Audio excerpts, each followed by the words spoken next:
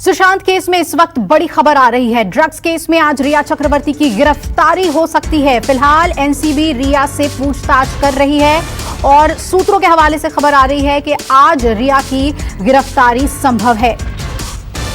तो आज दूसरे दिन रिया से लगातार पूछताछ हो रही है। कल 6 घंटे पूछताछ हुई थी। इस वक्त की सबसे बड़ी खबर सुशांत केस में कि आज रिया की गिरफ्तारी हो सकती है। दीपक मेरे सहयोगी लगातार बने हुए हैं इस खबर पे। दीपक, क्या कहा जा रहा है? सूत्रों के हवाले से खबर आ रही है, क्या आज गिरफ्तारी हो सकती है रिया की? जी, आपको बता दें, जो एनसीबी के सूत्र हमें बता रहे हैं कि रिया की गिरफ्तारी आज हो सकती है। लगातार पूछताछ की जा रही है और संभवतः आज शाम तक रिया को गिरफ्तार कर लिया जाएगा। जिस तरह के डिजिटल एविडेंस रिया के खिलाफ मिले हुए हैं, वो सभी रिया को मुश्किल में डालने वाले हैं। उनके ऊपर लगातार शिकंजा कसता जा रहा है। दीपेश सावंत सरकारी गवाह बनने की तैयारी में है और जिस तरह से ड्रग्स पैडलर लगातार गिरफ्तार किए जा रहे हैं, नारकोटिक्स कंट्रोल ब्यूरो के द्वारा शौविक ने ये बात कबूल ली है कि वो ड्रग्स का सेवन करता था और ड्रग्स उसने खरीदा हुआ था। वहीं आपको बता दें, प्रोक्योर करने की बात ड्रग्स की रिया चक्रवर्ती ने कबूल कर ली है। ऐसे में ये बड़ी खबर है कि अब रिया चक्रवर्ती एनसीबी के द्वारा इन्हें गिरफ्तार कर लिया जाएगा। लेकिन अभी भी वक्त है, कुछ समय जहां पर उनसे पूछताछ की जा रही है। आज शाम तक संभवतः रिया को गिरफ्तार कर लिया जाएगा। जी बिल्कुल, और एलन राव भी हमारे साथ जुड़े हुए हैं। सर, केस जिस रफ्तार से, तेजी से जो बदलाव हो रहे हैं और जैसा कि दीपक बता रहे हैं कि कन्फेशन उन्होंने किया है प्रोक्योर करने का ड्रग्स को लेकर, क्या गिरफ्तार हो सकती हैं आज वो? देखिए, क्या एविडेंस है एनसीबी के पास, ये डिपेंड उसी पे करता है कि क्या एविडेंस उनके पास है जी। और अभी ये जो मैं आपको बता दूं, एनसीबी के केस में अगर किसी अक्यूज ने कन्फेस किया है और उसने रिया का नाम लिया है, तो इसमें ये एविडेंसरी वैल्यू है इस बात की। और इस एविडेंस के बेस पे उसका भाई और मिरांडा और दीपेश अगर अरेस्ट हो सकते हैं, तो चांसेस हैं, बेटर चांसेस हैं, पूरे चांस हैं कि आज रिया को भी कस्टडी में लिया जाए। वो उसी सिचुएशन में लिया जाएगा जब रिया को पूछताछ करेंगे, कन्फ्रंट करेंगे, रिया मना करेगी, तो वो इसका मतलब ये है कि वो कोऑपरेट नहीं कर रही है और जो उसके बातों को कोऑपरेट नहीं करना चाह रही है, देन कस्टोडियल इंटरोगेशन लेके उससे पूछताछ की जा सकती है। तो इसमें आज मुझे लगता है कि अगर रिया ने कोऑपरेट नहीं किया एनसीबी को, तो she can be arrested in this case. और ये एविडेंस है इसमें इन्हीं बातों को लेकर सेक्शन 27A, 28 और 29, ये तीनों नार्को एनडीपीएस एक्ट के केसेज हैं। उनमें शायद इन्होंने केस रजिस्टर करके, और इसमें डिपेंड ये करता है कि 27A में तो पैसे का लेन देन करते हैं, जब ड्रग्स खरीदते हैं वो है। 28 में अटेम्प्ट करते हैं, कोई भी ऑफेंस का अगर अटेम्प्ट किया जाए तो सेक्शन 28 का अट्रैक्ट होता है। और 29 में क्रिमिनल कॉन्स्पिरेसी और अबेटमेंट, अगर इन नार्कोटिक ड्रग के केसेस में कोई अगर अबेटमेंट करता है, क्रिमिनल कॉन्स्पिरेसी करता है, अगर जिसे कहते हैं षड्यंत्र रचकर कोई इसमें कार्रवाई करते हैं, तो वो 29 सेक्शन इसमें लगता है।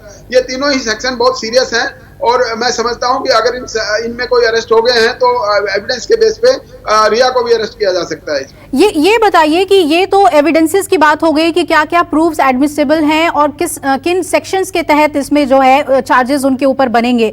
लेकिन अगर सुशांत केस से हम इसे जोड़कर देखें, उनके मौत के मामले से जोड़कर देखें, तो क्या अबेटमेंट या सीधे तरीके से ड्रग्स का ओवरडोज देना, ये तमाम चीजें रिया को और ज्यादा गंभीर सेक्शंस में फंसा सकती है, या यूं कहें कि एक्सपोज होंगी वो, अगर जैसे जैसे एविडेंसेस ये क्लैरिटी से बताएं कि उन्होंने ड्रग्स दिया था सुशांत को?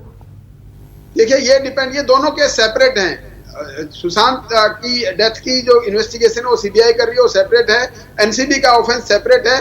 इसमें इतना फर्क पड़ सकता है कि एनसीबी के केस में अगर फिजिकली अरेस्ट हो गई है रिया, तो उसमें सुशांत सिंह के जो डेथ के केस में उसकी इंटरोगेशन बड़ी स्ट्रॉन्ग तरीके से की जा सकती है और उसमें अगर कोई मिसिंग लिंक्स हैं और मिसिंग एविडेंस है, वो इसमें बाहर आ सकती है।